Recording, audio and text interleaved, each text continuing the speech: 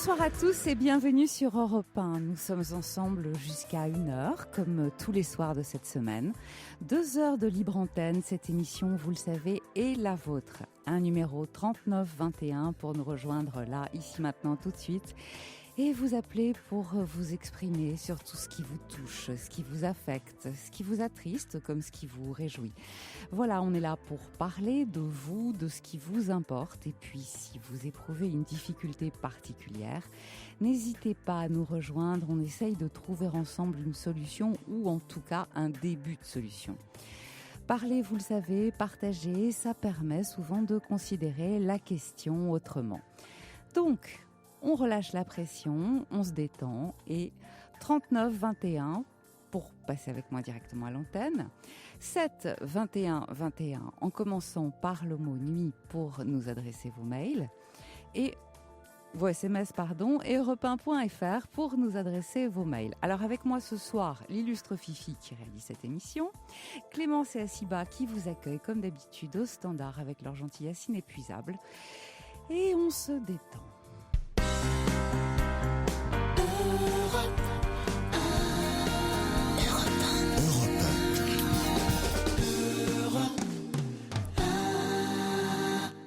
3921 pour nous rejoindre et on va commencer tout de suite cette émission avec Sam. Bonsoir Sam.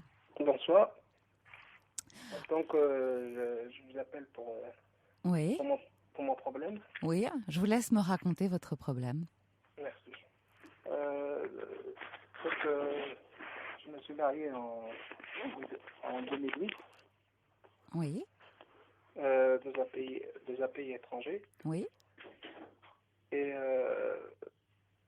j'ai fait une procédure pour un regroupement familial. Oui. En France ? Comment ? En France ? Oui, en France, oui. Mais consulat français à l'étranger. D'accord. Et donc, ça fait maintenant 3 mois parce que je l'ai fait le 14 janvier de cette année. Oui. Et donc, ça fait maintenant 3 mois. Moi, je suis une personne valide. Vous êtes invalide ? Comment ? Vous êtes invalide ? Oui, je suis invalide. D'accord. Qu'est-ce qui vous est arrivé ? En fait, je suis je ne sais pas si vous connaissez la maladie, c'est une myopathie. Oui, tout à fait, oui. Oui, c'est une maladie génétique. Oui. Et voilà, j'ai fait le dossier, tout ça. Oui. Et après, maintenant, ça fait 3 mois que j'attends. Vous êtes marié ? Vous êtes avec votre épouse ?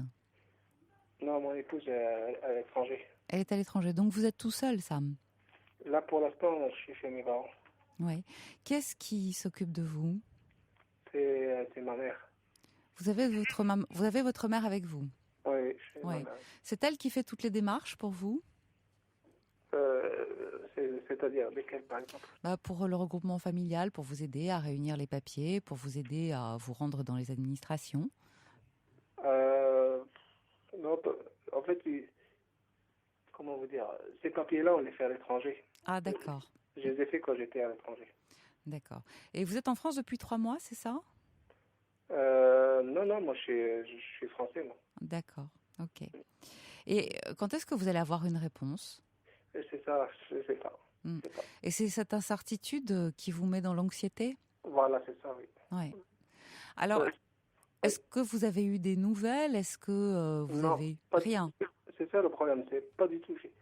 On m'a fait même, il y a une enquête, on appelle ça je crois, c'est une enquête de la préfecture. Oui. Ils sont venus chez moi. Oui. Ils ont posé des questions. Oui. Voilà, comment vous la connaissez, s'il y a des photos de mariage. Oui. Si ils voulaient voir la maison, si elle était assez, il y avait l'espace. Mm-hmm. Ils voulaient voir si je pouvais vivre avec elle, quoi. Bien sûr. Si j'avais des moyens financiers. Mm-hmm. Oui, mais vous savez, ça, c'est une procédure de routine. Tout le monde est obligé, toutes les personnes qui demandent, qui font une demande de regroupement à l'étranger sont obligées de suivre cette procédure. Ça n'est pas pour vous personnellement, vous le savez. Ouais, ça, je le sais, oui. Donc, Mais c'est ce qu'il y pas... a, c'est... Oui. Pardon, allez-y. Non, non. Non, je voudrais pas que vous preniez les choses mal, parce que je crois que c'est la procédure de routine. Ouais. Mm. Mais c'est le délai d'attente, c'est ça, en fait. Ouais, je sais que c'est très long. Il y a beaucoup de personnes qui, comme vous, subissent cette attente et demeurent pour l'instant sans réponse. Mais l'administration donne toujours une réponse. Alors peut-être que c'est entre 3 et 6 mois, mais quoi qu'il arrive, vous allez avoir une réponse. Vous n'allez pas comme ça rester dans l'incertitude. Et elle peut être négative. Elle peut être négative, oui, peut-être, ça arrive. Mais dans ce cas-là, je crois aussi qu'il existe des recours. Ça prendra du temps, hein. Oui, ça prend du temps, c'est vrai, mais bon, vous savez, tout ce qui est d'ordre administratif prend toujours du temps. Donc c'est vrai que c'est un peu compliqué parce qu'il faut vous armer de patience. Vous avez des enfants, Sam? Non, pas Non, encore. pas d'enfants. C'est juste Non. pour que votre épouse puisse vous rejoindre. Voilà. D'accord. Bah oui, j'imagine que ça doit être long et difficile sans elle. Mais Où est-ce qu'elle est? elle est en Algérie. D'accord. Elle travaille là-bas? Non, elle travaille pas, non. Elle Non, travaille pas. Elle peut pas travailler parce en même temps, elle s'occupe de moi parce que moi j'étais là-bas, je suis resté 2 ans, hein. Oui, Je suis revenu il n'y a pas longtemps, là, au mois de mars. oui. J'ai un rendez-vous à l'hôpital. Oui. Enfin, donc, je sais pas, mais je comprends rien du tout parce qu'il y a des personnes que je connais, c'est des amis. Ils ont fait pareil. Leur visa, ça a été fait en une semaine.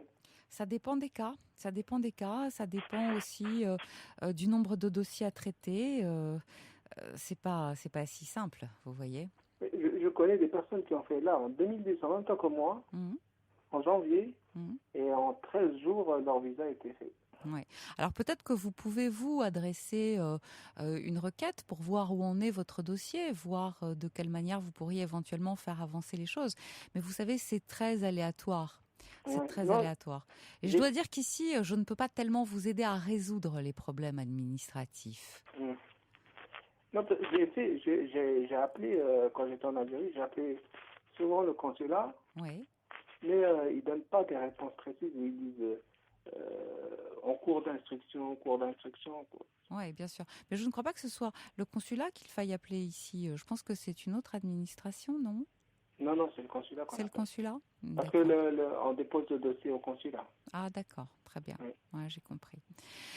Écoutez Sam, je vous souhaite bonne chance et j'espère que tout va bien se terminer pour vous et que votre épouse va bientôt vous rejoindre parce que c'est vrai que vous devez vous sentir seul et puis c'est difficile, elle n'est pas là pour vous aider, vous avez besoin d'aide. Quelquefois votre mère peut avoir aussi des difficultés pour y parvenir. Oui, c'est ça. Ouais. Je vous souhaite en tout cas bon courage et puis tenez-nous au courant de ce qui vous arrive. À très bientôt.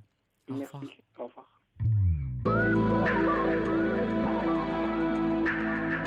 Toutes vos confidences à Caroline Veil au 39 21. 39 21. 34 centimes la minute.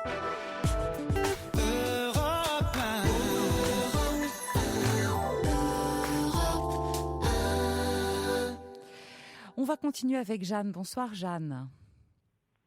Allô? Oui, bonsoir Caroline, vous m'entendez? Oui, très bien, oui, bonsoir. Très bien.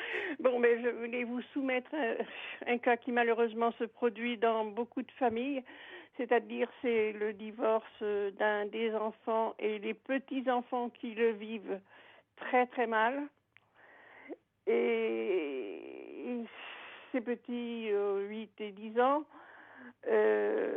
moi, ayant eu une jeunesse déjà très perturbée parce que j'ai perdu mes parents très très jeunes, Oui. je me demandais si ma fille devait expliquer à ses enfants ce qui m'était arrivé à moi-même.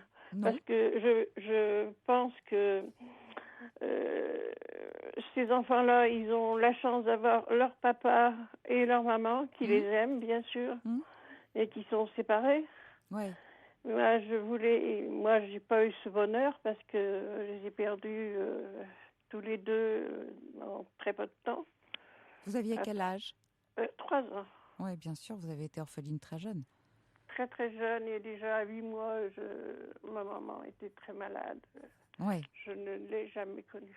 Oui, ça a dû être très difficile. Oui, une situation très très difficile. Et est-ce que je peux...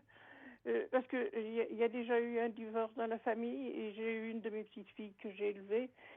Et elle souffrait affreusement du départ de son papa, de la séparation de ses parents en fait. Ouais. Et je l'avais prise à part. Et puis je lui avais expliqué un petit peu ma vie à moi, ce qu'elle avait été en fait.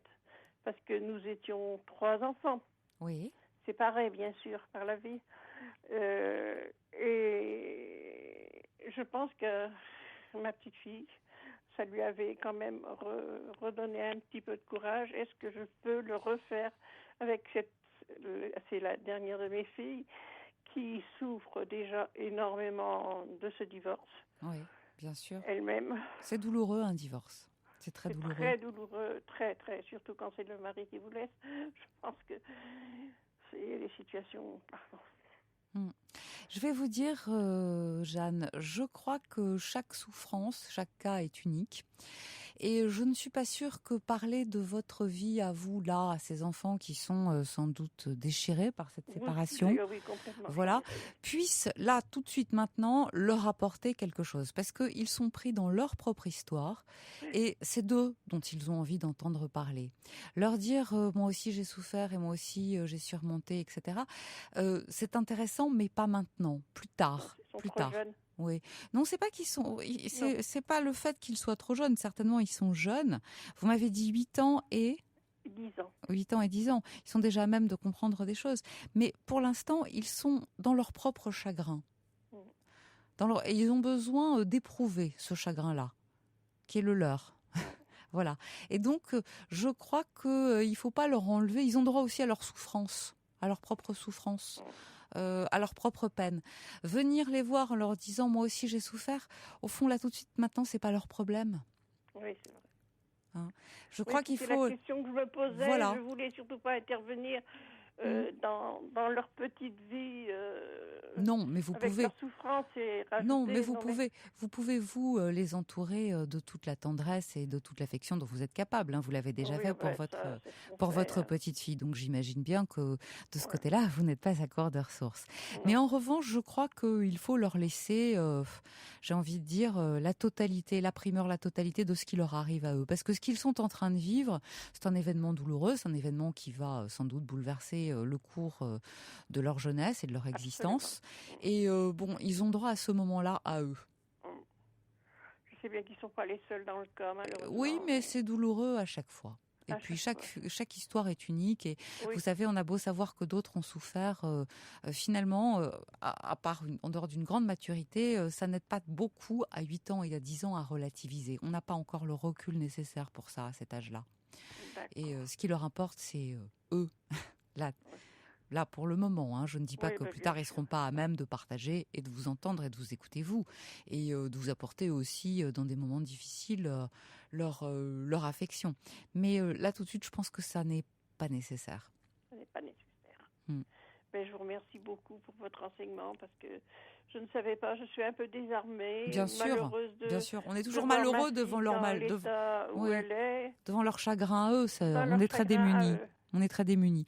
Écoutez, je vous souhaite bonne chance et puis bon courage à eux surtout, parce que vous savez, tout ne va pas forcément s'arranger, mais le temps est, avec le temps, aide souvent à alléger le poids de ce chagrin-là. Oui, d'accord.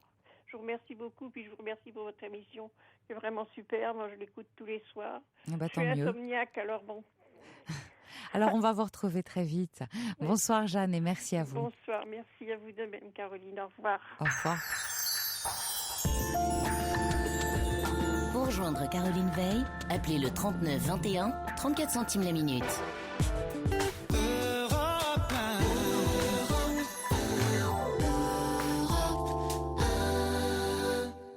3921 pour nous rejoindre, n'hésitez pas à nous appeler et tout de suite nous allons accueillir Marie-Christine. Bonsoir Marie-Christine. Bonsoir.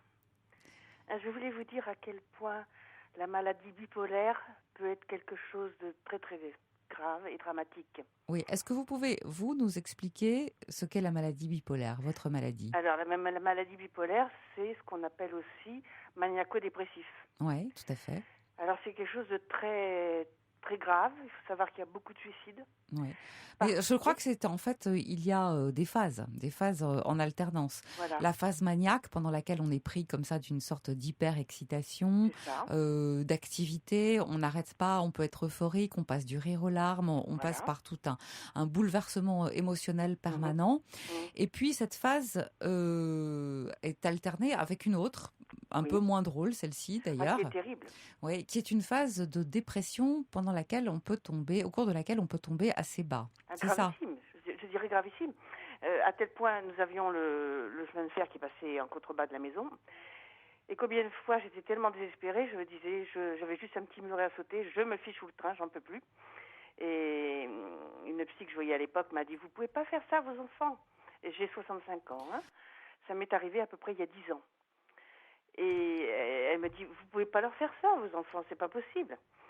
Bon, alors quand j'ai fait beaucoup d'hôpital psychiatrique, pas d'hôpital, excusez-moi, c'est pas du tout pareil, de clinique psychiatrique. Hein. Oui. Parce que mon très cher époux, je lui dis très cher parce que lorsqu'il a eu 60 ans, il a demandé le divorce.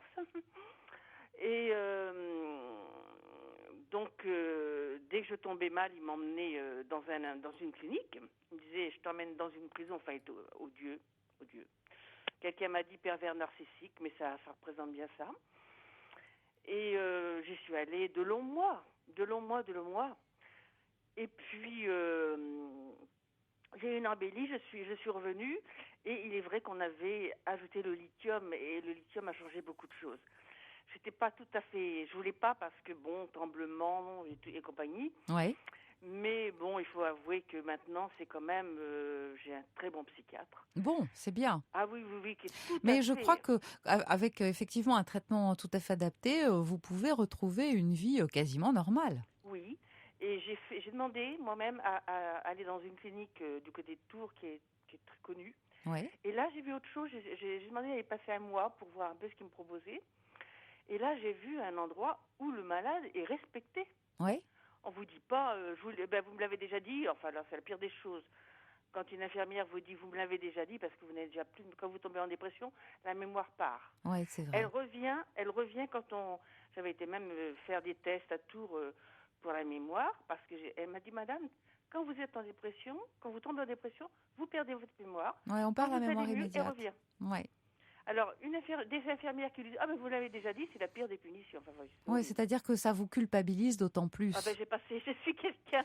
Et vous souffrez de cette culpabilité. Quand j'étais petite fille, ma mère m'appelait tourment perpétuel, ça voulait dire ce que ça voulait dire, quoi. J'étais toujours angoissée. Bon, enfin, c'est comme ça, et ma mère a juste trouvé à dire, j'aurais préféré que tu te casses une jambe. Bah oui, mais ma pauvre maman, oui, mais je me fais exprès de... Hein. Alors, toute la famille, à part mon fils, hein, mais autrement... Donc vous avez des enfants ? Oui, j'ai un grand-fils qui va avoir 40 ans. Oui. Alors lui, François, dit rien. Il est mignon, il dit rien. Parce que c'est un garçon angoissé, certes, mais il n'a pas ma maladie. Et puis ma fille est très proche de son père, donc cette mère malade, c'est un peu agaçant, quoi, quelque part. Quel âge a-t-elle ? 34 ans. 34 ans. Elle s'occupe pas Mais tellement de vous. Elle est à l'étranger de façon depuis. Oui. Elle vit une vie très brillante. Elle aime sa maman, c'est certain. Bien sûr. Mais et puis en plus le père, donc dès qu'il a eu 60 ans, il a demandé le divorce. Il en a d'abord parlé à ses enfants. Enfin, on a été 1 an. Et puis à la fin de l'année, il m'a dit je pars. Et il avait préparé ses enfants à cette nouvelle. Il a dû pleurer, dire je peux plus vivre avec elle, quoi. Enfin bon. Ouais. Et en plus, femme de commerçant, eh ben oui, pas déclarée, bonjour. Donc, on vous donne un capital. Maintenant, c'est obligatoire de déclarer la femme depuis 3 ans. Heureusement, enfin, je n'aurai plus jamais de maison à moi. Je suis en appartement. Eh ben tant pis. C'est pas grave. Bon, vous prenez bien les choses, j'ai l'impression. Oui, il faut. Bon. Puis je suis restée dans ma ville. Je suis dans un petit appartement, dans un endroit où c'est que des parents jeunes qui attendent une maison à construire. Donc, ils sont entourés d'enfants. Moi, je suis à côté de la Loire. Excusez-moi, je parle de la Loire parce que j'habite au bord de la Loire. Et j'ai cette belle lumière du fleuve. Je suis très, très bien. Écoutez, Marie-Christine, je trouve que vous ne vous en sortez pas mal. J'ai pas le choix. Oui, mais vous avez raison. Effectivement, quand on n'a pas le choix, on fait avec ce qu'on a. Et vous avez su faire au mieux, en tout cas. Ça n'a pas toujours été comme ça. Hein. Non, mais vous avez trouvé un médecin qui a su vous entendre, qui a su vous écouter et surtout qui a su vous Ah oui, traité. c'est quelqu'un d'assez Et j'ai exceptionnel. l'impression que grâce à ça, vous remontez la pente et que vous arrivez à passer outre des années difficiles. Ben, j'ai Bravo. 65 ans, je vais vous dire. Faut pas que je me loupe, parce Non, que vous avez raison, mais il faut pas se louper en général. bon, je suis en plus asthmatique. Enfin, j'ai des petites choses. Oui, Bon, voilà. Mais voilà. bon, vous Mais faites au mieux et c'est bien, c'est toutes ces bien. maladies, C'est intéressant d'avoir votre témoignage parce c'est que ça précieux. permet, je dois dire, à d'autres personnes qui sont dans le même cas que vous, de vous entendre et de penser qu'elles aussi Alors, vont s'en on ne sortir. parle pas de la bipolarité. Alors, si vous êtes alcoolique, il y a des associations. Si vous êtes, comment je vais dire, suicidaire, il y a des associations. Hmm. Alors, SOS Écoute, c'est très bien, mais ça ne suffit pas. Donc, et je trouve que c'est quelque chose dont on ne parle pas et qui, quand même... Ah, je suis pas tout à fait d'accord avec Ah vous. bon? On parle Alors, dites-moi beaucoup tout. de la bipolarité. Il y a Oui. beaucoup d'abord, et tout simplement aussi parce qu'il y a eu beaucoup de traitements, beaucoup d'avancées ces dernières années en faveur de cette maladie et que maintenant, je vous l'ai dit, et d'ailleurs vous en bénéficiez, il y a des traitements très adaptés qui permettent d'avoir une vie tout à fait normale. Écoutez, Marie-Christine, je vous remercie de votre témoignage. Je vous l'ai dit, c'est important. Ça permet à d'autres personnes comme vous de savoir qu'il y a aussi de l'espoir, enfin, qui ont cette maladie en commun avec vous, et qu'avec un traitement, on peut s'en sortir. Merci de votre témoignage. Je vous en prie, puis je suis heureuse de vous entendre surtout. Merci Donc, à je vous. suis aussi un peu insomniaque. Vous faites le bonheur de nos nuits. C'est gentil à vous. Merci, à très bientôt. Au revoir. Au revoir. Toutes vos confidences à Caroline Veil, Au 39 21. 39 21, 34 centimes la minute.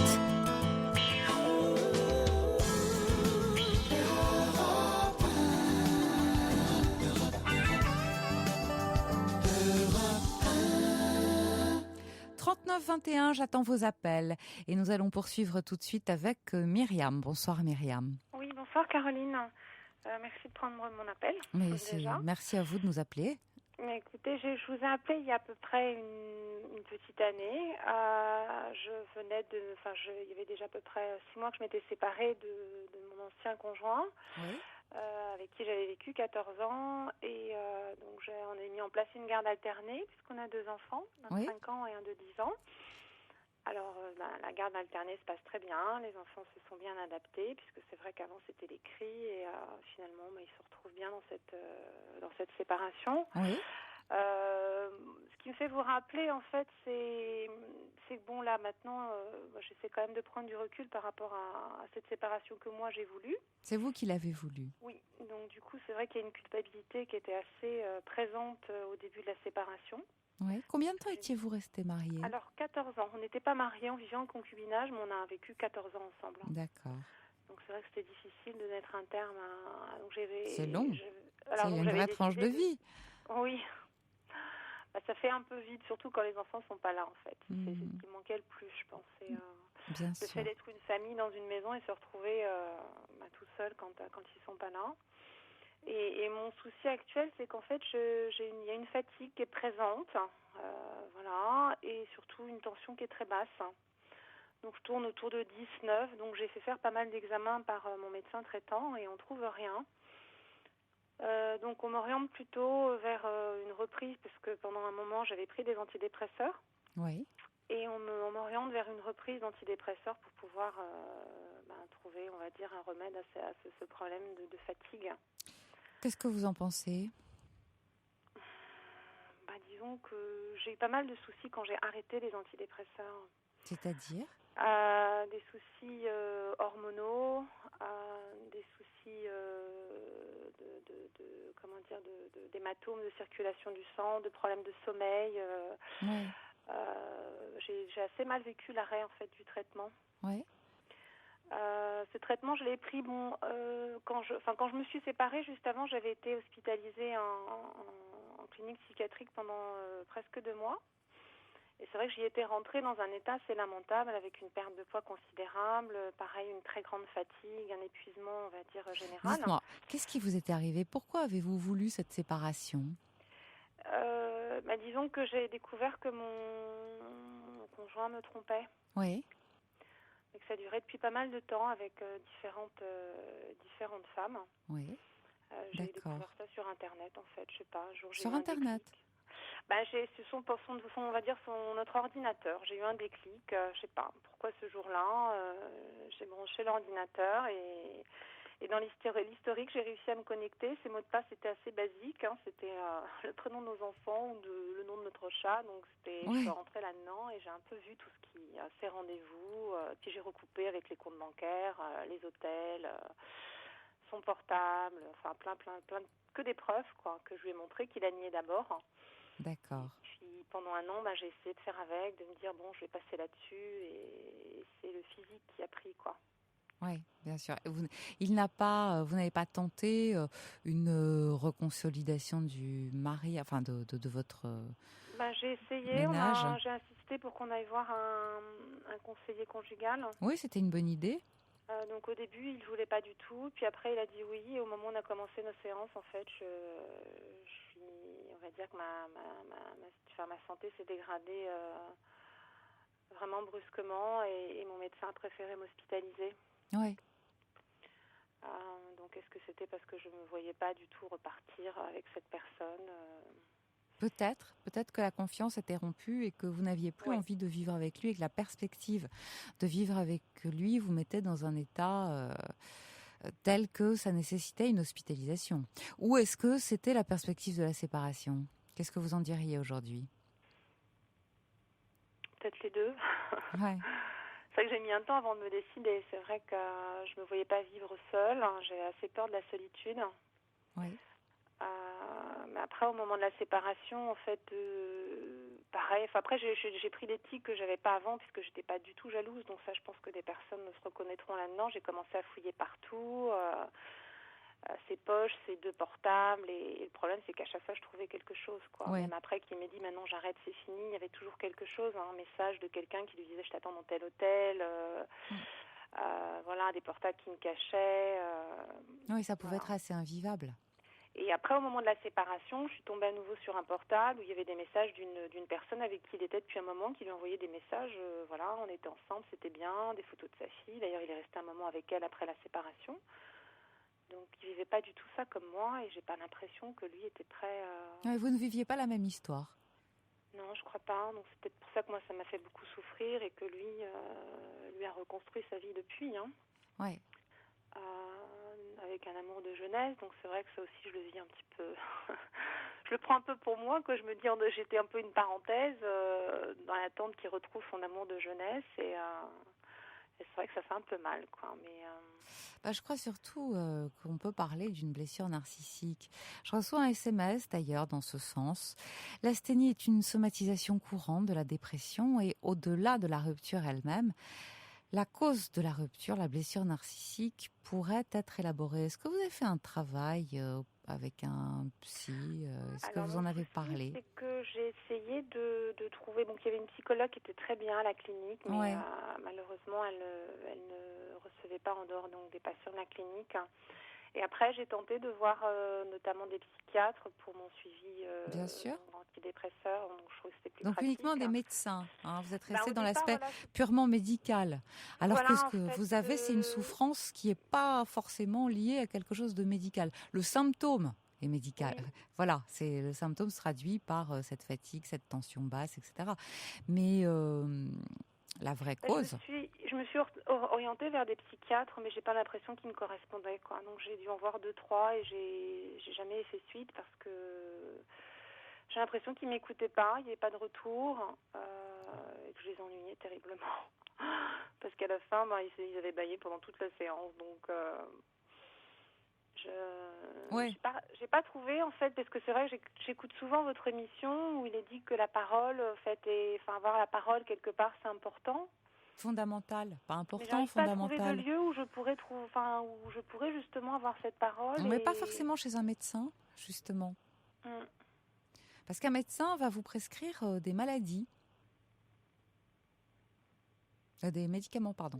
Des médicaments. Ouais, Pour des maladies. Ouais, pour des maladies. Une maladie Un médecin qu'a priori, je voilà. n'ai pas. Or, je pense qu'au départ, qu'est-ce que vous avez? Vous avez un chagrin d'amour, Myriam. Tout simplement. Et oui, vous avez un chagrin d'amour et là-dessus, se greffe aussi la peur de la solitude. Peut-être que cette séparation, cette rupture vous a renvoyé à quelque chose de plus douloureux encore, qui a trait à votre passé, votre vécu personnel. Et que je vous sens bien seule avec tout ça, avec 2 enfants, 1 semaine sur 2, et le reste du temps, comme vous le dites, la semaine où vous ne les avez pas, doit être bien lourde. Disons qu'entre-temps, j'ai rencontré quelqu'un, mais j'arrive pas du tout à m'engager, quoi. Ouais, ça c'est normal, vous êtes méfiante maintenant. Voilà, il est gentil, il est prévenant, mais je préfère que chacun reste chez soi et j'ai pas spécialement envie de le voir plus que ça. Donc on se voit de temps en temps, mais je m'investis pas plus que ça dans la relation. C'est difficile pour vous aujourd'hui encore de faire confiance. Oui, je fais pas confiance du tout, quoi. Bien sûr. Vous avez été meurtrie, vous avez été trahie. Oui, parce que moi, je faisais complètement confiance à mon ex-conjoint. Jamais j'aurais imaginé une seconde. D'ailleurs, pendant 2 ans, toutes ces aventures, j'ai rien vu. Est-ce que je voulais pas voir? Je n'étais pas en état, je pense. Oui. Mais j'ai pas pensé une seconde que c'était possible. Hein. D'ailleurs, quand j'ai découvert, c'est vrai que physiquement, je l'ai ressenti au niveau du ventre. C'est comme si c'était une douleur vraiment. Moi, je pense que vous saviez sans savoir, parce que on va pas comme ça par hasard sur un ordinateur en cherchant, même si c'est basique, avec le nom des enfants, le nom du chat. C'est-à-dire que vous avez été directement, un peu comme si vous aviez été vérifié ce que vous saviez déjà. C'est possible. Ouais. Mais c'est une vraie blessure. Vous voyez, moi, je reçois un SMS de la part d'une jeune femme qui dit il m'est arrivé la même chose aujourd'hui. J'ai découvert mon mari au bureau avec une autre personne et je suis au bord du gouffre. Les larmes n'arrêtent pas de couler. Vous savez, moi, j'insiste souvent sur le fait que vous n'avez probablement rien à voir avec tout ça. Parce que bien sûr, la première réaction, c'est de se dire, mais qu'est-ce que j'ai fait? Qu'est-ce que je n'ai pas fait pour qu'il aille voir ailleurs?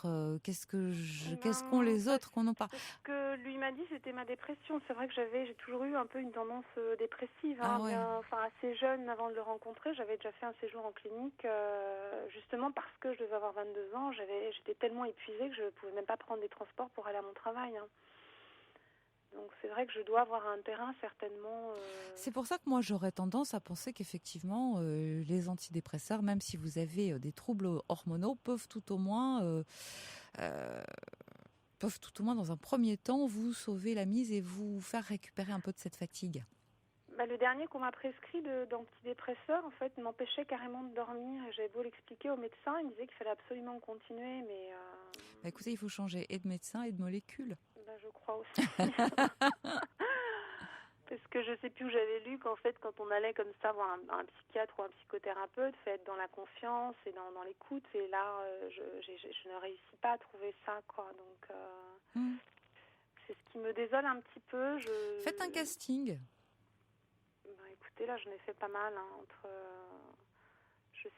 Honnêtement, je me pose des questions. Après, je me dis finalement, je suis pas si mal que ça en les voyant, parce que des fois, je me pose vraiment des questions sur les personnes que j'ai pu rencontrer, quoi. Voilà, je pense pas être un cas désespéré, donc peut-être qu'effectivement, les psychiatres, c'est plus des pathologies vraiment très graves. Après, je sais pas. Franchement, je sais pas où aller pour. Après, bon, il y a le côté financier aussi. C'est vrai qu'un psychothérapeute. Il n'y a pas de remboursement derrière, donc c'est vrai qu'après, il faut pouvoir assumer. Je ne sais pas combien de temps ça pourra durer. Est-ce qu'il y a plus une psychothérapie qu'une autre qui pourrait m'aider par rapport à cette asthénie et puis cette blessure? Écoutez, ça, c'est... vous pouvez demander déjà à votre médecin s'il en connaît. Et puis, il y a certainement près de chez vous, il y a peut-être aussi près de chez vous ce qu'on appelle des centres médico-psychologiques, des CMPP, voilà, où vous pouvez trouver des gens tout à fait compétents. Et puis, vous renseigner par le bouche à oreille aussi. Oui. Ça compte. Mais bon, jusqu'à présent, j'ai pas eu trop de chance. Hein. Je suis pas tombée... j'attends pas spécialement d'empathie, mais c'est vrai que je suis pas tombée sur des professionnels qui pouvaient Et puis c'est vrai qu'il y a des différentes spécialités, parce qu'il y en a qui sont plus dans les thérapies cognitives. Enfin, c'est un peu alors là, compliqué, pour un le peu coup, je crois tout, pas que ce quoi. soit tellement une thérapie cognitive. Je crois que vous parlez de cet état dépressif qui date depuis l'enfance, enfin depuis Donc, que vous plus êtes une assez jeune. psychothérapie analytique. Oui, ce qu'on appelle en tout cas une psychothérapie de soutien. Ça, pour le moment, c'est à mon avis ce qui me paraît ce qui a le plus de chances de vous réussir. Vous avez besoin de parler, vous êtes très seul. Finalement, dans une thérapie cognitive ou comportementale, qui ont d'excellents résultats par ailleurs, mais pour d'autres troubles, Oui. on parle moins, on fait plus d'exercices, on a des résultats. Enfin bon, je crois que vous avez besoin d'être soutenu. Voilà. C'est ma petite idée à moi. Je ne dis pas qu'elle est forcément la meilleure, mais c'est à vous entendre. C'est ce qui ressort tout de même de vos propos. Alors écoutez, moi j'ai envie de vous dire, surtout ne vous découragez pas, Myriam, parce que des bons médecins il y en a, des bons psys aussi, croyez-moi. Il suffit juste de s'accrocher un peu et puis de ne pas hésiter à questionner éventuellement des gens autour de vous. Vous travaillez ? Oui. Voilà. Alors vous savez, vous seriez peut-être surprise de voir qu'autour de vous, beaucoup de monde a recours à ce genre d'aide. Et pourquoi ne pas faire ne pas en parler à des personnes en qui vous avez confiance, bien sûr, hein, et qui sont susceptibles de rester discrètes. Voilà. Donc cette asthénie, vous pensez qu'avec une psychothérapie de soutien, oui, et aussi des médicaments, parce que si on vous propose à nouveau des médicaments, c'est qu'ils ont une raison d'être, hein. Vous me parlez d'un trouble qui date déjà depuis votre jeunesse. Alors je crois que vous avez la quarantaine à peu près. Oui, 42 ans. Ouais. Donc c'est pas tout à fait résolu, ça. Et vous avez besoin également d'un soutien pharmacologique. Il faut pas se priver. En ce moment, vous êtes dans un état de fragilité, de vulnérabilité, donc servez-vous de tous les soutiens et de toutes les aides possibles. Et donc par rapport au traitement médicamenteux, c'est un psychiatre donc il faudrait voilà, c'est un psychiatre, c'est-à-dire que c'est un médecin qui prescrit et normalement c'est un psychothérapeute, psychologue, psychanalyste qui peut vous aider dans une psychothérapie de soutien. Et ce n'est en général pas la même personne. Ce n'est pas la même personne. Ouais, c'est généralement pas la même personne. Celui qui donne les médicaments n'est pas celui qui écoute et qui reçoit en psychothérapie. J'ai pu voir, en fait, se prénommer donc à la fois psychiatre, mais également psychothérapeute. Oui, on est d'accord, mais il y a dans ces cas-là, généralement, hein, en principe, je ne dis pas que la règle est toujours respectée, mais la règle, c'est que la personne qui vous donne des médicaments n'est pas celle qui vous suit en thérapie. Maintenant, chacun est libre d'agir comme bon lui semble. Deux choses bien séparées, en fait. Ouais, en principe. Pour que ça fonctionne bien, il faut que ça soit séparé. D'associer les deux, donc une psychothérapie de soutien seule ne résoudrait pas forcément mon problème d'asthénie. Non, moi je vous conseille éventuellement d'avoir recours à des médicaments. Voilà, Myriam, j'espère vous avoir aidé du mieux que je peux. Et puis n'hésitez pas à nous rappeler pour nous dire ce qui vous arrive et surtout si vous allez mieux. Écoutez, j'espère que je verrai un peu le bout du tunnel. Mais je l'espère aussi parce qu'il existe. Hein. Mais quand on est comme ça dans un état dépressif, on a l'impression qu'on ne le verra pas. Mais c'est la dépression qui fait parler comme ça. C'est la dépression. Ouais, c'est le langage dépressif. Vous parliez de chagrin, en fait, d'amour, quoi. Ouais. Là, le fait d'avoir rencontré quelqu'un, bon, je dis pas que c'est la personne avec qui je vais refaire ma vie, mais quelqu'un qui est quand même présent, où il y a des sentiments, je pense. Je pensais que ça pourrait me faire quand même aller mieux et j'ai pas l'impression que ça change grand-chose. Oui, c'est pour ça, parce que je pense que on ne remplace pas quelqu'un par un autre. On s'occupe d'abord d'aller bien soi-même, de manière à pouvoir être en mesure d'accueillir justement ce que la vie vous propose de neuf, de nouveau et de bon. Mais alors, est-ce qu'en tant que femme, on est différent des hommes, à savoir que eux peuvent très vite refaire leur vie? Non, ça n'a rien à voir, ça. Il y a des hommes et des femmes qui ont chacun leur mode de fonctionnement et ce n'est pas que les femmes soient différentes des hommes. Les hommes et les femmes sont tous différents, chacun à leur manière. Un petit peu rapide, mais non, mais je comprends que vous la fassiez. Je comprends que vous la fassiez. À très bientôt, Myriam. Au revoir et merci à vous. Merci, au revoir. Toutes vos confidences à Caroline Veil au 39 21. 39 21. 34 centimes la minute.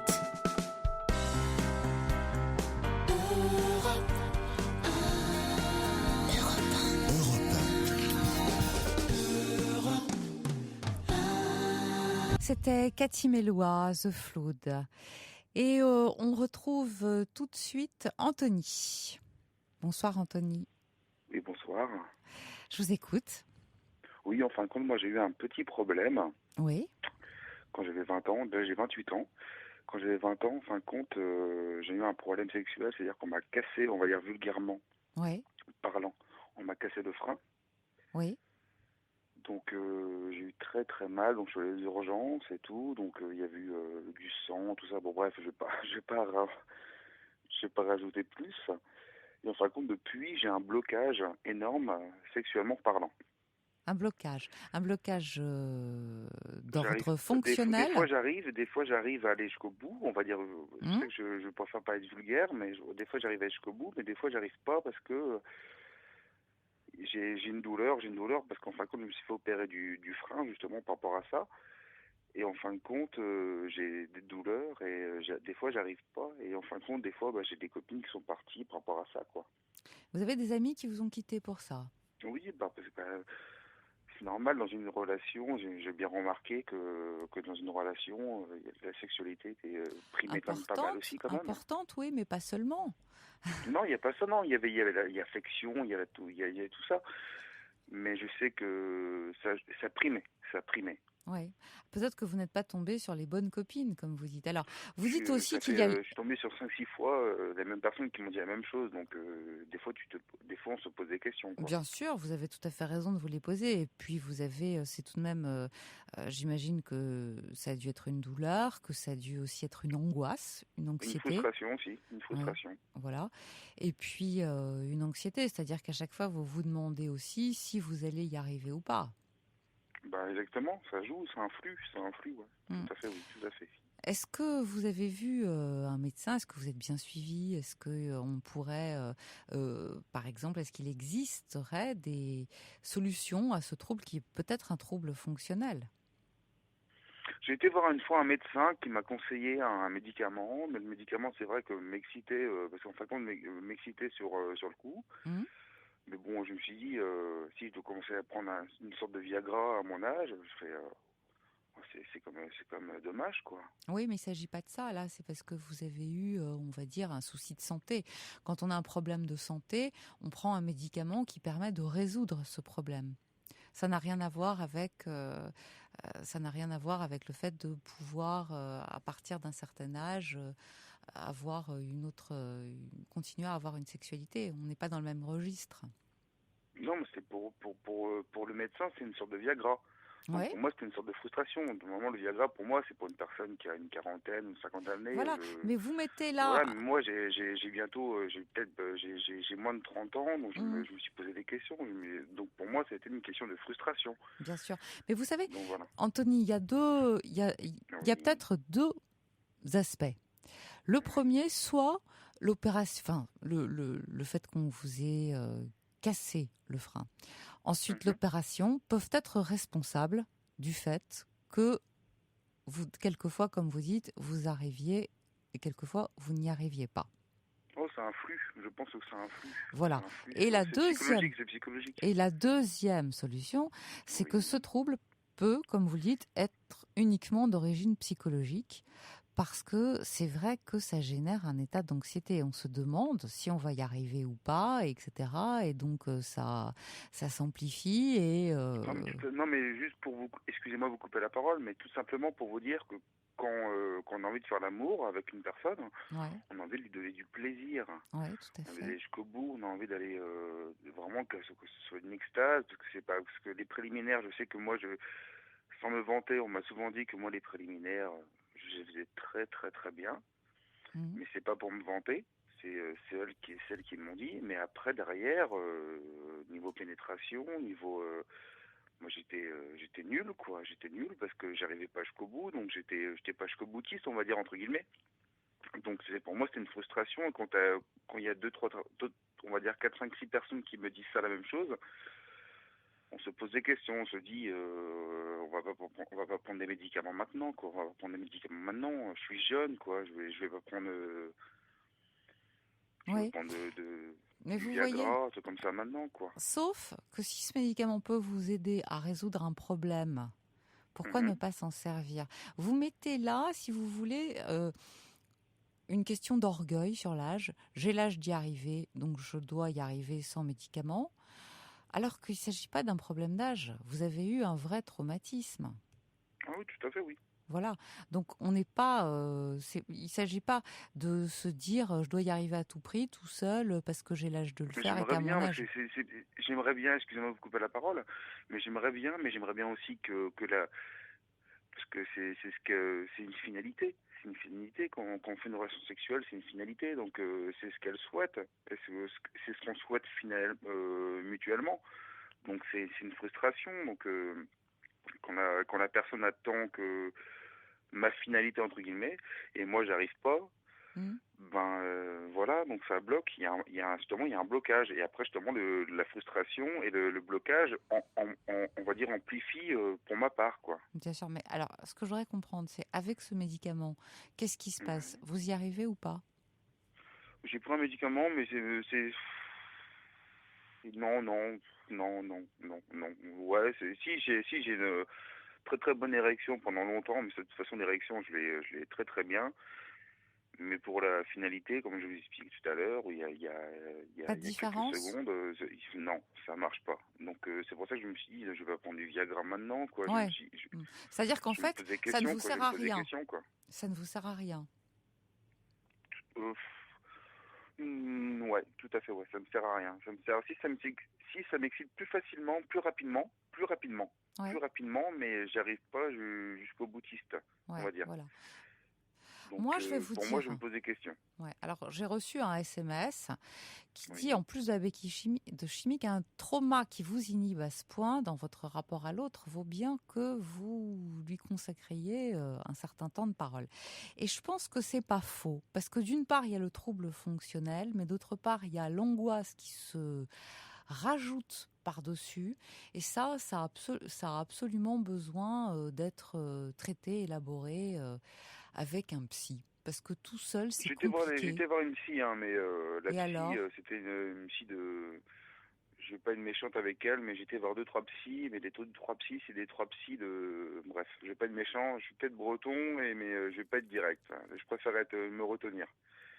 J'étais voir 2-3 bons psys, en fin de compte, c'est des psys de... Bref. Ça vous a pas satisfait? Je préfère pas dire de méchanceté. Non, mais je vais vous dire, peut-être que vous n'êtes pas la personne précédente.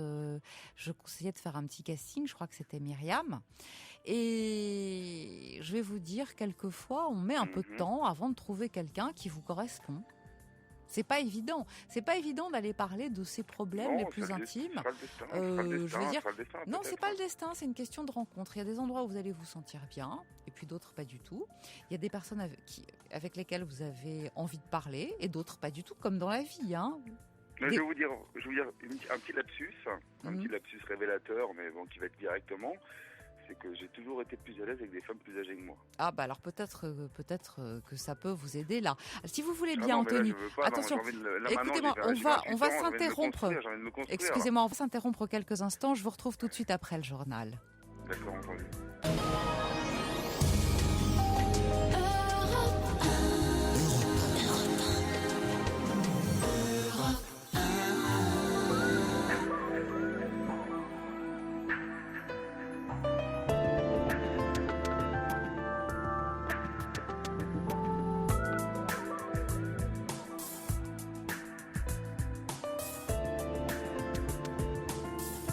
Toujours ensemble jusqu'à 1h, on continue de débattre, parler, échanger.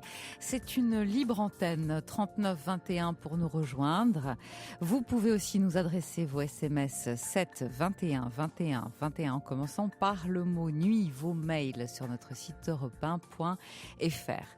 On parle de vous, de vos difficultés, de vos peines comme de vos joies, et on partage surtout un moment de la nuit. Voilà, je suis là pour répondre à vos questions éventuellement et vous aider aussi. On va retrouver tout de suite Anthony. Anthony qui a eu un problème pendant... Bonsoir. Oui. Anthony, vous êtes là. Je résume un petit peu la situation pour les Oui, tout à auditeurs fait, qui nous oui. prendraient là maintenant en cours de route. Donc, vous avez eu un problème, vous avez été opéré du frein quand vous étiez plus jeune, à l'âge de 8 ans, et aujourd'hui, vous avez 20 ans. 20 ans. 20 ans, pardon. Et vous avez aujourd'hui des difficultés d'ordre sexuel, c'est-à-dire que vous arrivez à être excité, mais pas forcément à aller jusqu'au bout de l'acte sexuel. Et ça vous pose un problème. Ça vous pose un problème. Si vous voulez bien, on a Nelly en réaction. Bonsoir Nelly. Ouais. Oui, bonsoir. Bonsoir. Alors je crois que vous avez eu enfin pas vous personnellement, mais vous avez un enfant qui a eu une expérience, on va dire, similaire. Oui, voilà. Donc moi par Bonsoir. contre, bonsoir Anthony. Bonsoir, Mehdi. Voilà, moi j'avais un petit garçon, qui a votre âge d'ailleurs maintenant, Ouais. qui avait 8 ans et qui un jour a fait une infection urinaire et qui donc avait une fièvre, on ne savait pas d'où ça venait, enfin bon, etc. Donc on est allé voir un urologue et l'urologue l'a ausculté, bien sûr. On a vu l'infection urinaire et en même temps, il m'a dit, il a un problème de frein. Oui. Et ce serait mieux pour plus tard, sa vie sexuelle, l'opérer. Oui. Donc, couper le cordon, quoi. Voilà. En fait, c'est comme le fil de la langue. Ouais. Auparavant, on faisait ça à la maternité, on coupait le fil de la langue pour que la langue puisse bouger sans problème. Oui. Et là, c'est pareil, on coupe le fil pour éviter que ça tire sur l'extrémité du gland. Bah, on va dire pour pas qu'il n'y ait pas une douleur, quoi.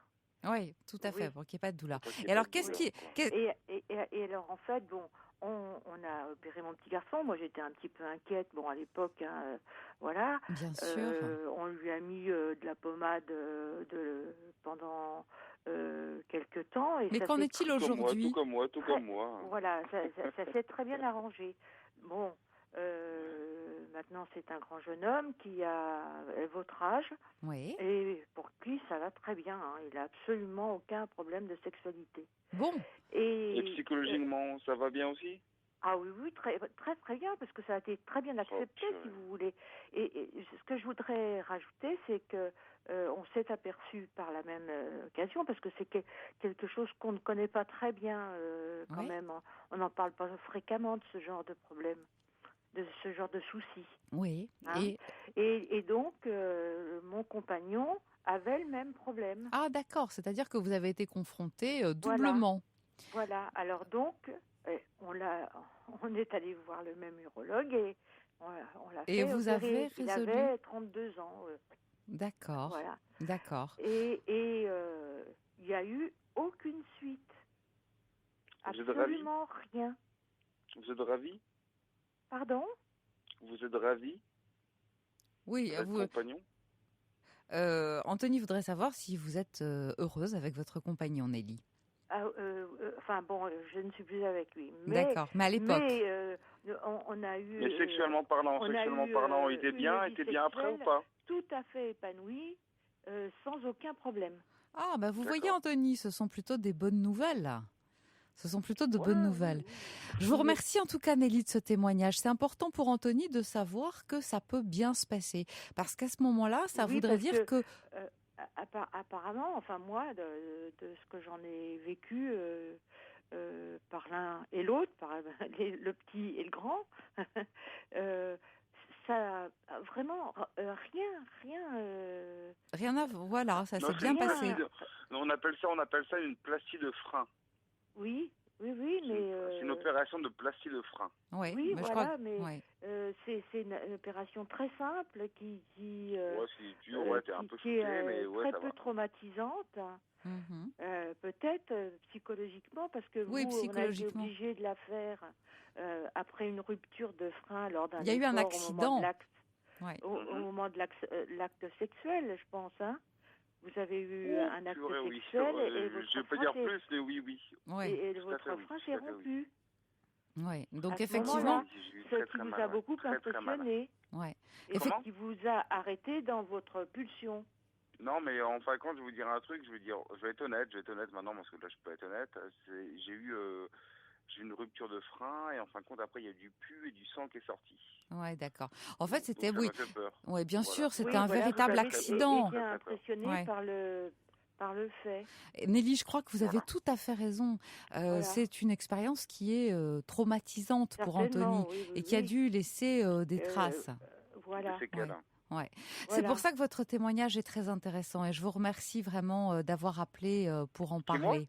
Oui, parce que c'est dommage, enfin. Oui, c'est dommage. Je Alors, pense que c'est quelque chose de... C'est moi ou madame parce que madame a très gentiment parlant merci, je remercie madame parce que madame voilà. oui, Je bah remercie écoute, madame. Elle Je a voilà. remercie appuyé madame. sur le point qui fait mal, enfin, le point qui... Ah bah oui, mais bon, bah c'est comme ça, c'est le destin. Oui, c'est, oui, voilà, non, mais c'est linéaire, mais voilà. franchement dommage, parce que je pense que si ça avait été fait en toute simplicité, En toute confiance aussi, en oui. toute tranquillité, sans affolement derrière, peut-être aussi vous avez été reçu par des gens qui ont dit oh là là là là, qu'est-ce qui se passe, qu'est-ce qui arrive. Non, ça n'a pas été ça. Ça a été par rapport à mon ex-compagne, c'était une grosse excitation. Oui, voilà. C'était un week-end, c'est une grosse excitation. Oui, et en bien fin de sûr, compte, ça se par passe rapport à toujours dans ce l'excitation, genre elle m'a cassé le frein. Vous n'êtes pas tout seul. Vous n'êtes pas tout seul dans le cas. Sachez-le bien, ça arrive certainement à beaucoup de jeunes gens.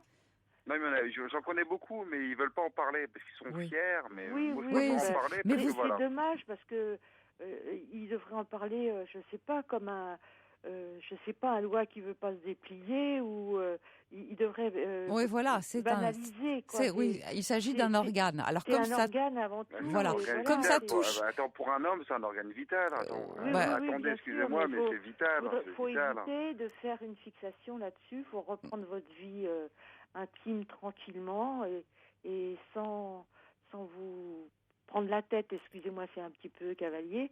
Mais sans vous prendre la tête. Que vous parlez sagement, Nelly. Je vous remercie en tout cas de votre intervention, parce que c'est important pour Anthony de savoir que ça peut bien se passer. Alors vous savez, merci à vous et au revoir, Nelly. Au revoir, merci. En tout cas, au revoir. Je me permets de dire merci à Mehdi aussi. Oui. Ouais. Et bonne chance. Je me permets de dire merci et je me permets de dire bonne soirée et je vous embrasse très fort. Oui, parce que je crois que ce que vous venez de dire est d'un très grand soulagement. Oui, Pourquoi bonne maturité, bonne réflexion et pour moi, ça me permettra de réfléchir aussi. Mais oui, et réfléchir par exemple. Je suis un homme. Oui, pour réfléchir par exemple, si vous voulez bien, Anthony, parce que je viens de recevoir un SMS intéressant de la part de Laurence et qui dit que peut-être un dialogue avec un sexologue pourrait vous aider à verbaliser.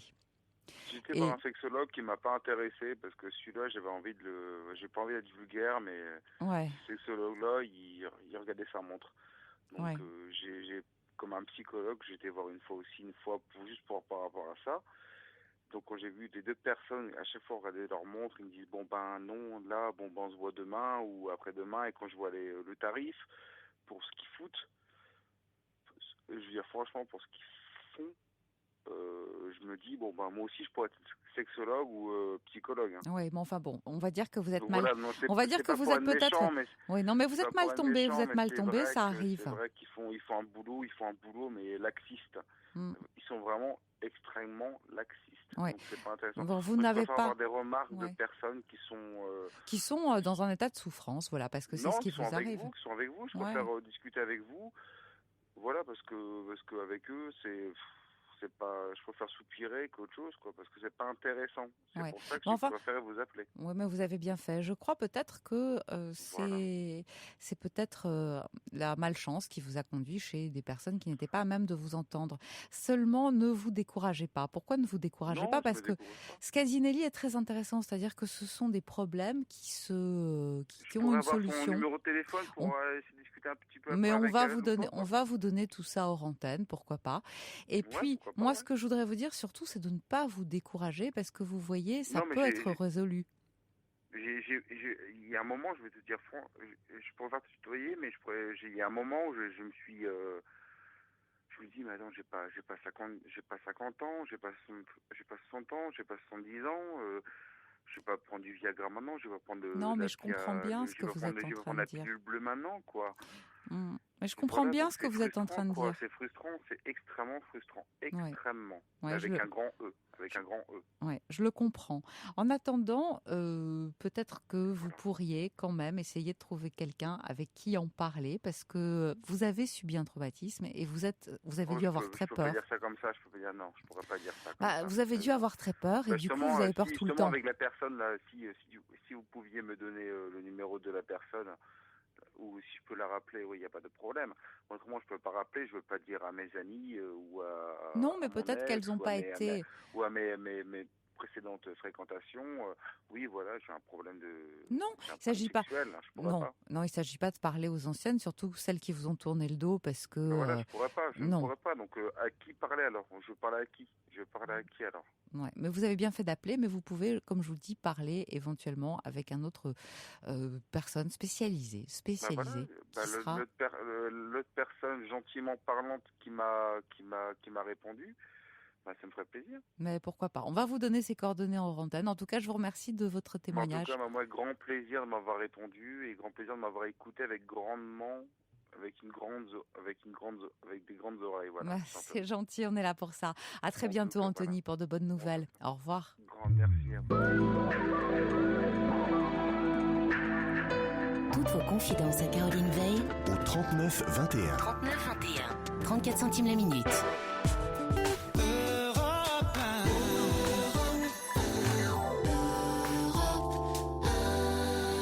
C'était Chris Isaac sur Europe 1. On va poursuivre avec Romain. Romain qui souhaite réagir en fait au témoignage d'Anthony. Bonsoir Romain. Oui, bonsoir. Oui. Alors vous avez 23 ans, je crois. Oui, tout à fait. Tout à fait. Donc je souhaitais réagir donc, par rapport à votre éditeur précédent. Oui. Parce que j'avais eu un petit peu la même expérience que lui, dans Oui. le sens où j'avais eu également une rupture du frein, donc vers 15 ans à peu près. Oui. Et donc c'était avant le début de ma relation sexuelle, donc il n'y avait pas eu du tout de contexte comme lui a pu avoir avec son ami. Oui. Donc il n'y avait pas tellement de connotation intellectuelle à la chose, c'était plus un accident, quoi. Tout à fait. Et pour le coup, il n'y a vraiment eu aucune conséquence, quoi. Aucune conséquence. Bon, alors écoutez, c'est vraiment très gentil à vous de nous appeler pour le dire, parce que je pense que Anthony continue de nous écouter et que tous ces témoignages vont l'encourager et puis vont mettre un peu de baume sur son anxiété, parce qu'il s'agit surtout, je pense, aussi d'une grande anxiété. Et je vous remercie de votre appel, Romain. Bah de rien, j'espère l'avoir parce que tout ça, ce soir. Ouais, mais c'est un peu la fonction des auditeurs qui est de partager comme ça des expériences et puis de pouvoir adoucir l'angoisse dans laquelle d'autres peuvent se trouver. Je vous remercie de votre appel. Je vous en prie, bonne soirée. Merci, au revoir.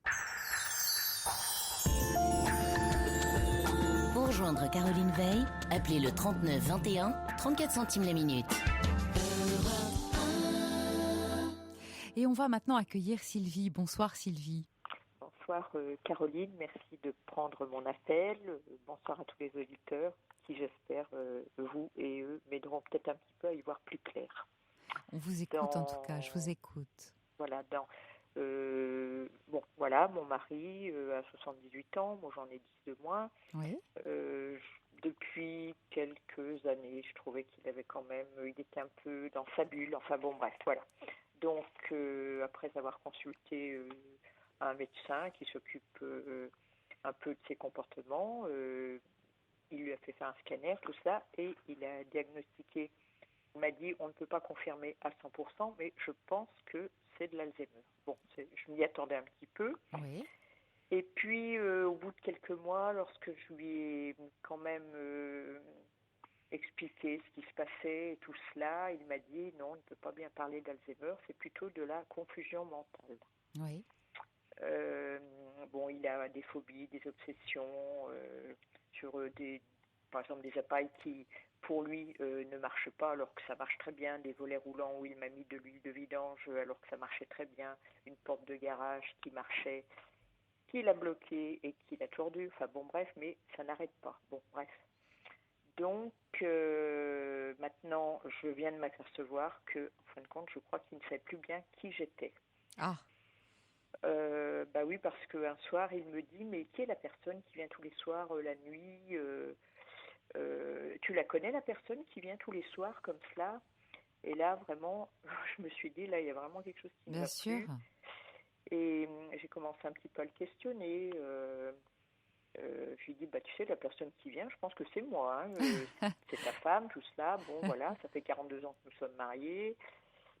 Tes enfants, tu les connais quand même. Enfin bon, c'est bizarre, c'est très bizarre cette maladie parce qu'il peut être très cohérent. C'est pour ça que je fais très attention aussi. Mais alors, franchement, C'est difficile à vivre. C'est-à-dire que c'est toujours le jour. Franchement. Et puis, bon, c'est vrai qu'il s'énerve très vite. Oui. On ne peut pas dire grand-chose.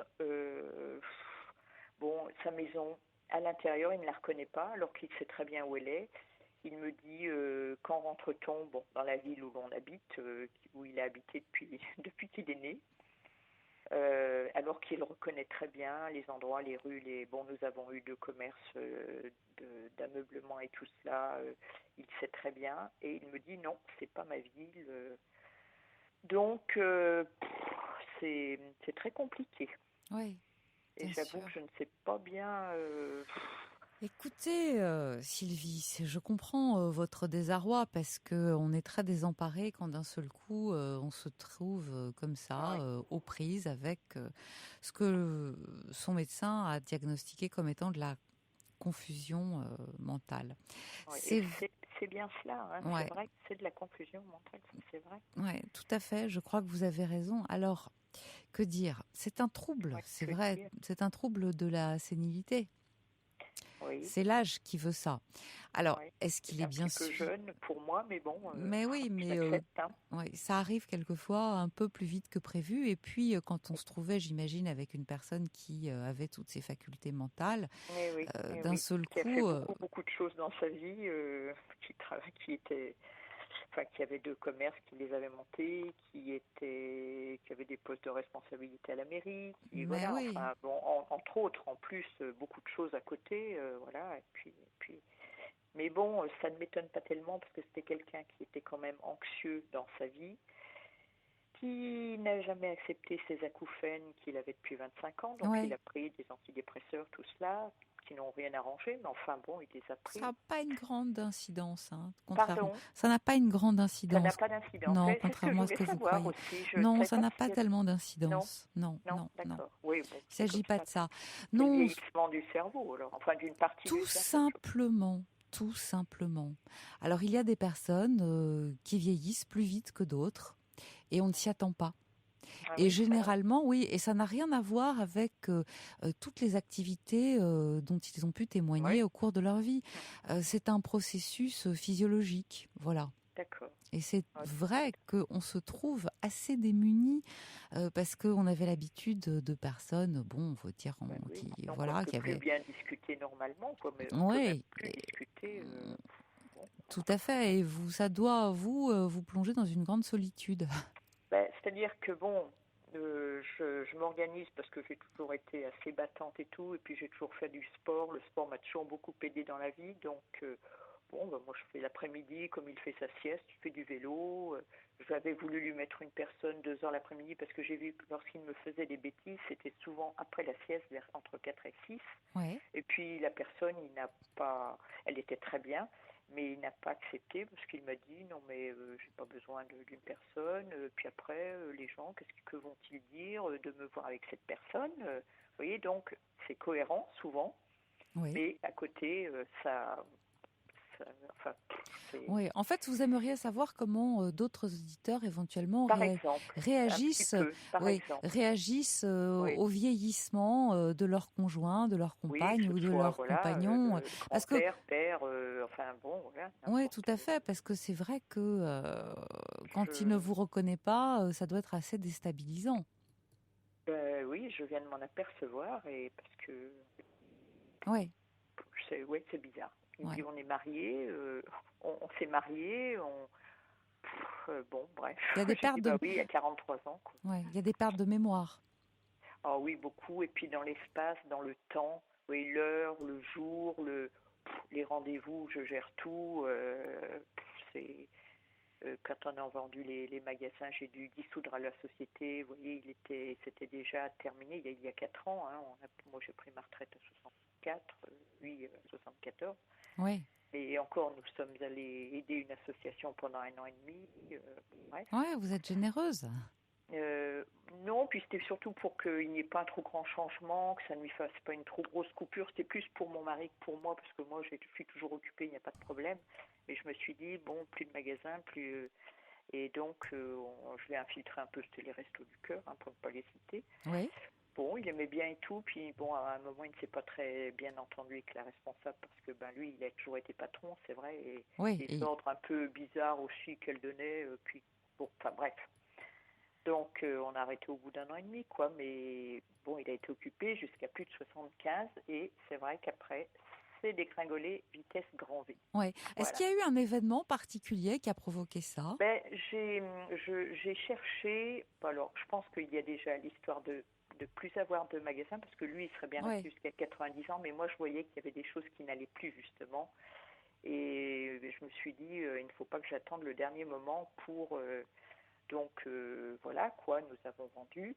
Il était d'accord, hein, mais je pense que ça lui a déjà fait un bouleversement. Vous voulez dire que c'est l'arrêt de cette activité? Je pense, parce que lui, c'était sa vie, c'est vrai, mais il était d'accord, hein. Lorsque j'en ai parlé, il était d'accord, bon, bref. Et puis, il y avait, bon, nous avons une fille, un fils qui ont entre 40 et 33 ans. Ma fille, elle est dans les parages avec ses petites filles, bon, voilà. Mon fils, lui, bon, a trouvé une petite parigote. Je suis en Savoie. Hein. Ouais. Et bon, il était dentiste. Il a laissé. Il était allé à Paris. Bon, c'est pas très loin. Hein, on a 3 heures de TGV. Mais je pense que ça l'a. Lui, il pensait que son fils resterait dans les parages, tout ça. Bon, voilà. Oui, mais vous savez, on ne peut pas juger parce que peut-être que pour votre fils, voir son père vieillir de cette façon-là était difficile. Lorsqu'il est parti, non, il n'était pas encore comme cela, hein, il y a 4 ans. Oui. Mais il n'est jamais allé le voir à Paris. Il était déjà dans sa bulle. Et puis mon fils, c'est normal, il faisait sa vie. Bien sûr. Mais je pense qu'il n'a rien dit, mais ça lui a fait... Je pense que ça a marqué aussi. Oui, oui. Je pense. Alors, qu'est-ce que vous faites, vous, pour vous? Parce que c'est pas facile à vivre, tout ça.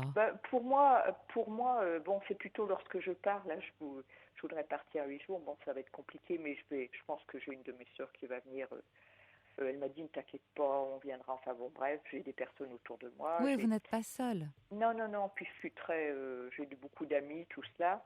Et puis je vous dis, l'après-midi, moi, lorsqu'il fait sa sieste, je prends mon vélo et je vais le faire. Oui, vous faites un peu de sport. Si vous voulez bien, on va prendre Odile en réaction. Bonsoir, Odile. Bonsoir, Caroline. Pardonnez-moi d'intervenir. Non, au contraire. Parce que j'ai connu beaucoup de personnes qui ont été confrontées à ce genre de problèmes qui sont terribles pour l'entourage. Oui. Et en plus, qui sont un petit peu sans espoir parce que ça ne s'arrange pas. Oui, ça ne s'arrange pas forcément, oui. Et je crois qu'il faut s'armer intérieurement pour la suite, si c'est encore vivable maintenant. Il faut préparer un moment où ce monsieur ne reconnaîtra peut-être plus les siens et c'est très usant. Et je crois qu'il y a un livre, enfin je l'ai lu d'ailleurs, de Christian Bobin. Ah, c'est bien ça. Oui, qui parle de son père et de la manière de se comporter vis-à-vis du vieillissement d'un père et qui est très beau. Comment s'appelle-t-il ce livre? Christian Bobin. Il a écrit de très jolis livres, c'est un poète, un philosophe et un chrétien. D'accord. Écoutez, Odile, je vous remercie en tout cas parce qu'effectivement, c'est le genre d'ouvrage qui peut servir, qui peut être utile à Sylvie parce que c'est une épreuve, Sylvie. Hein. Oui, c'est une épreuve terrible et une épreuve longue. Oui.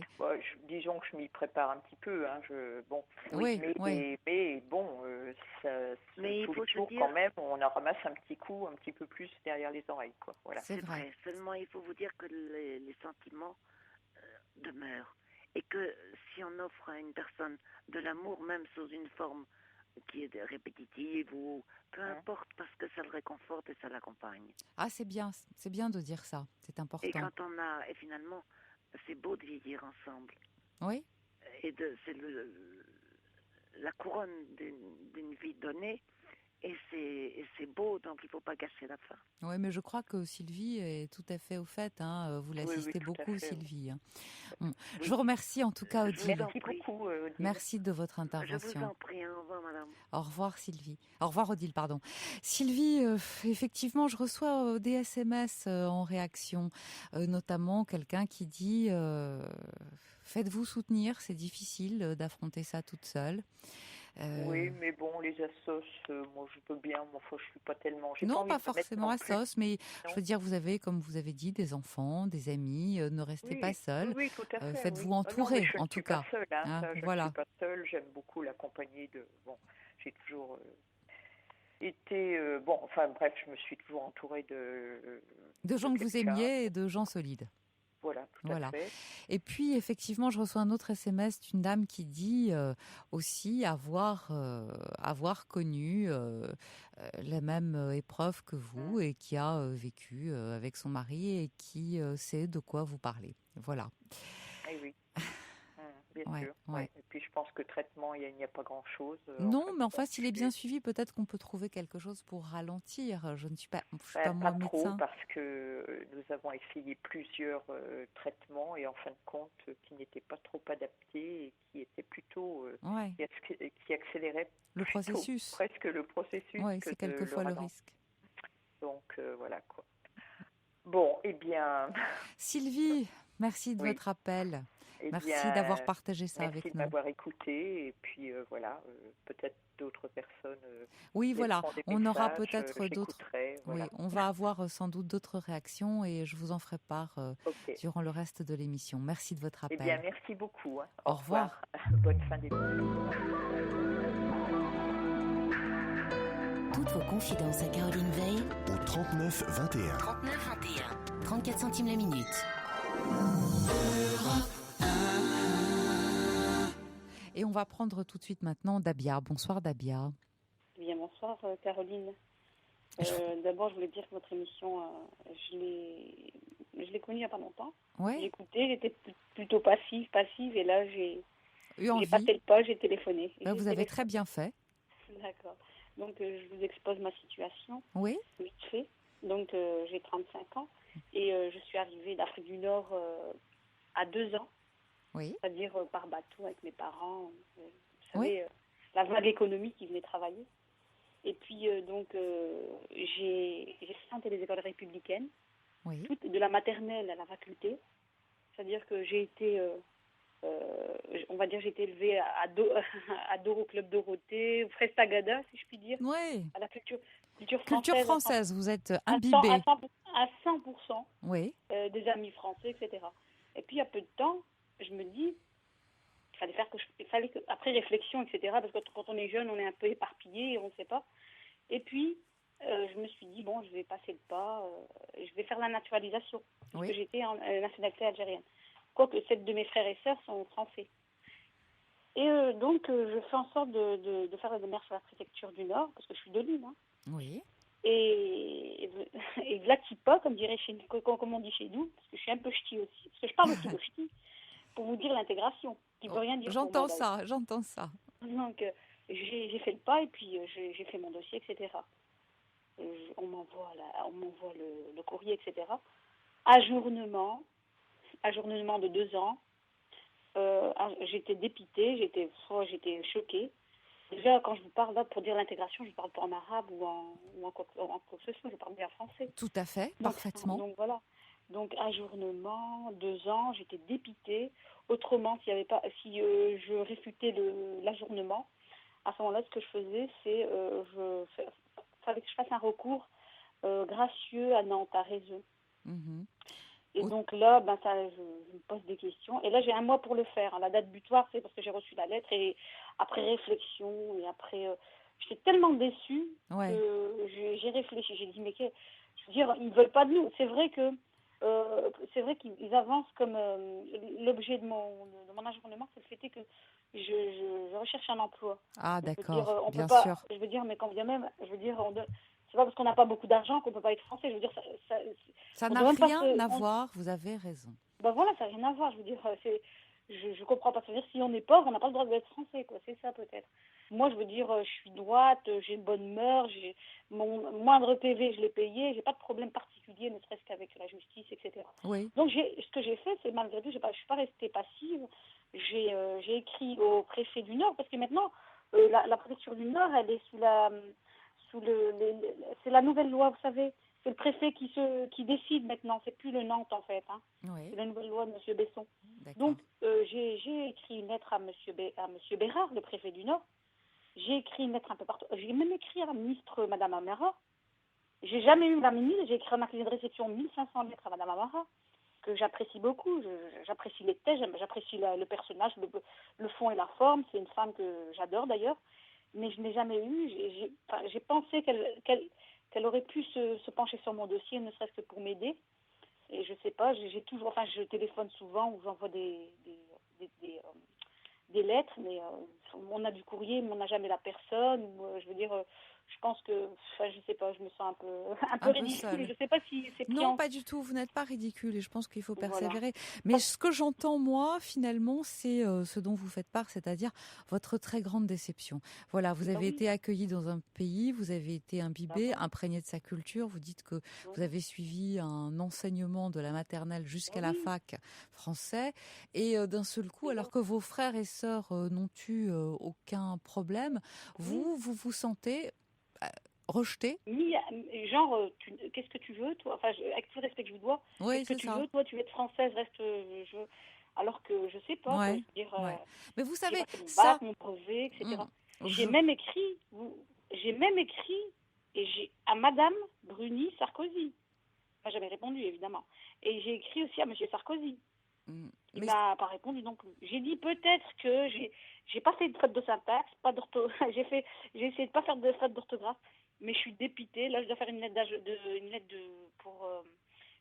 de concours gracieux. Je sais pas si elle va être acceptée, pas acceptée, mais je suis à la recherche d'un emploi, ça va de soi. En plus, je suis enceinte, j'attends un nouvel événement. Ah bah c'est bien. Donc, ça. D'ici là où je retrouve un emploi, où je peux m'occuper de l'emploi, bon, déjà, il y aura... Et puis, j'ai dans l'objectif le dessein de passer un concours administratif. Oui. Et donc, pour passer le concours administratif, il faut avoir la carte française. Tout à fait. Et ce n'était pas l'objet de ma demande. C'était une des raisons pour lesquelles je demandais la naturalisation. Vous comprenez? Oui. Alors moi, je suis dépitée, je comprends très bien. Mais vous savez, je crois que tout simplement, il s'agit de lenteur administrative et puis peut-être le fait, vous avez parfaitement raison, que vous soyez à la recherche d'emploi. Ça n'a rien à voir avec. Ça n'a rien à voir, je pense, avec le fait d'avoir de l'argent ou pas. C'est simplement dire, je recherche un emploi. À ce moment-là, il y a tout un tas de... Là, on me dit, genre, t'as pas d'argent, quand tu trouves un emploi, viens nous voir, quoi. Ouais. D'ici 2 ans, je veux dire, je suis dépitée, franchement, je suis dépitée, je suis très Vous êtes triste? Je suis très triste, je suis très, très, très triste, parce que franchement, je suis quelqu'un de très française dans l'âme, je veux dire, la culture, moi, je sais pas, quand je vais à ma boulangerie, je vais porter là-bas, quoi, je veux dire, il y a un tout, quoi. C'est un tout, quoi. Je veux dire, la maternelle, vous comprenez, la maternelle. Mais oui. Avec les gens que j'ai connus, sans compter les émissions radiophoniques. Vous vous sentez rejetée, Dabia? Ben oui, je me sens rejetée, ça va de soi. Je me sens rejetée, je veux dire. Mais je crois que c'est là. Je crois que c'est là où le bas blesse. Je crois que vous n'êtes pas rejeté, en tout cas, vous n'êtes pas certainement pas rejeté par les personnes qui vous entourent, par celles que vous avez l'habitude de côtoyer. Il s'agit juste de l'administration, c'est-à-dire cette énorme entité un peu impersonnelle qui ne connaît pas les gens, pour qui vous êtes, c'est vrai, anonyme. Mais vous comprenez? Vous, en fait, si jamais vous faites la démarche administrative pour se naturaliser, c'est justement pour trouver une place dans cet État et de pouvoir voter aussi. J'ai connu 4 présidents, je n'ai jamais voté, et je vous dis que c'est pas, je brûle de voter. J'ai mes convictions politiques, mes convictions personnelles et tout. J'ai jamais prendre ma place dans la société française, vous comprenez? Bien et ça, sûr. après réflexion, vous pouvez pas réfléchir. C'est quand vous devenez adulte et que vous posez le pour et le contre, les avantages et les inconvénients, et que vous connaissez les gens, et puis que vraiment vous savez ce que c'est être français, parce que chaque personne, ça reste subjectif d'être français, c'est pas généralisé, vous comprenez? Il y a toute cette culture, certes, mais Ouais. aussi être français. Moi, je fais pas quand je vais dans un pays étranger, je sais ce que être français. Tout à fait. Vous comprenez? Donc, et ça, en Ouais. plus, l'autre jour, je regardais un reportage de Monsieur Besson, là. Je suis pas de politique, hein, mais on dressait un portrait du ministre, et apparemment, lui aussi, apparemment, il est allé, il a grandi au Maroc, il a fait ses classes au Maroc, il connaît un peu les différentes cultures, et malgré tout, c'est une richesse de connaître les autres cultures. Vous avez Il est parfaitement français avant raison. tout, certes, mais les autres cultures sont un plus pour Ouais, lui. vous avez parfaitement raison. Ce que j'entends surtout dans vos propos, c'est une forme de découragement. Alors De encore une, découragement, ça va de ouais, soi, oui, ouais. oui, Alors ça va de encore soi. une fois, vous savez, il y a quelquefois des décisions administratives qui sont prises comme ça, de façon tout à fait arbitraire, sans qu'on s'explique vraiment pourquoi. Et c'est vrai aussi que les différents courriers que vous avez faits n'ont pas eu d'écho. Mais pourquoi? Parce que j'imagine que vous n'êtes pas la seule dans ce cas-là et que certains bureaux peuvent se trouver submergés. Alors on essaye bien sûr, enfin ils essayent de traiter au cas par cas autant qu'ils peuvent, mais c'est quelquefois un peu compliqué. Je disais, comme ça on écrira sur mon épitaphe de Pierre Tombal. Oh là là, comme elle aurait vous y voulu allez. être française. Non, comme non, vous y mais allez. je suis dépitée. J'y Non. crois quand même, mais j'espère. Mais vous avez raison d'y croire. Alors si surtout, des gens m'entendent. Oui. Alors surtout, ce qu'il faut, c'est bien sûr faire ce recours. Vous disiez que vous aviez un mois pour le faire, donc ne pas hésiter. Un mois pour le faire, mais il faut trouver les arguments, les termes, bien monter ce truc-là, faire en sorte, parce que dès lors la mairie d'Abia et la mairie de votre quartier, vous pouvez y aller et vous faire aider par une assistante sociale. Mais bon, j'y suis allée, mais bon. Je suis vraiment dépitée. S'il y a des gens qui m'écoutent là, d'ailleurs, je me permets de prendre comme tremplin votre émission. Vous avez raison. S'il y a des gens qui m'écoutent là, qui peuvent m'aider. Tout à fait. D'ailleurs, des gens politiques ou des gens qui sont pas politiques, il n'y a pas de souci. Voilà, pas politique. Ma demande. D'Abia, pas politique, par exemple, j'ai un très gentil SMS de la part de Patricia et qui dit: pour des raisons différentes, j'ai été amenée à écrire aux plus hautes instances de l'État et j'ai toujours eu une réponse, mais il faut être patiente. Voilà. Alors j'imagine bien que vous êtes patiente, mais là vous êtes à la fois dépitée comme vous dites et puis vous êtes un peu en colère. Qu'est-ce que c'est que ce pays qui 33 ans, mais en France, 33 ans que vous traînez vos guibolles sur les pavés, Voilà. Les pavés. Qu'est-ce que c'est que ce pays qui ne veut pas de vous au fond? Il s'agit de ça. Qu'est-ce que j'ai fait en plus? Je veux dire, j'ai tout accepté. Je veux dire, de là, je peux vous chanter Frère Jacques, le Paris-Roubaix. Moi, je le connais par cœur. Dimanche, j'étais au Vélodrome. Ah oui, je suis de Roubaix. Mais voilà, bon, vous êtes en tout cas française de cœur, ça s'entend. Bah oui, ça va de soi, donc je peux vous parler ch'ti, moi, il n'y a pas de souci. Ouais, donc, mais j'ai bien compris. Et là, on me dit, non, ton passe, à ton passe, si t'as pas le passe, tu passes pas, comme dirait l'autre. Donc, je sais pas, moi, je suis dépitée d'une force incommensurable. Si jamais on peut m'aider. Moi, j'ai même pensé à écrire à Martine Aubry, un moment. Pour vous dire, je suis désespérée. Et j'ai dit peut-être que elle est beaucoup prise et qu'elle ne pourra pas se pencher sur mon dossier. Mais en tout cas, ce que j'ai fait, c'est que j'ai fait les démarches vers une de mes idoles, Madame Amara, ministre, parce que j'aime beaucoup cette dame. J'ai éventuellement Carla Bruni, où j'ai envoyé deux lettres. Monsieur Sarkozy, 2 lettres. Eh ben, écoutez, il faut pas. Mais je vois que vous êtes constante, hein, vous êtes persévérante et vous avez raison. D'ailleurs, j'ai reçu un petit mail d'Eliane qui dit mon neveu a épousé une jeune fille venue d'Algérie en 2002 et Chirac avait fait un discours disant qu'il fallait accélérer la procédure et l'Élysée a transmis le dossier à la préfecture. Donc, s'il vous plaît, je vous en supplie, ne vous découragez pas, ne restez pas sur cette mauvaise impression, persévérez et je pense que vous allez trouver un aboutissement et un aboutissement heureux. Je vous remercie de votre appel. Mon numéro. Tout à fait. Mon numéro aux gens qui peuvent m'aider. C'est gentil à vous, Madame Caroline Dublanche, et ultérieurement peut-être. Tout à fait. À une autre fois. Exactement. J'espère bien. Au revoir. Au revoir. C'était Calogero, passage des cyclones. Alors j'ai reçu beaucoup de SMS à la suite du témoignage de Sylvie.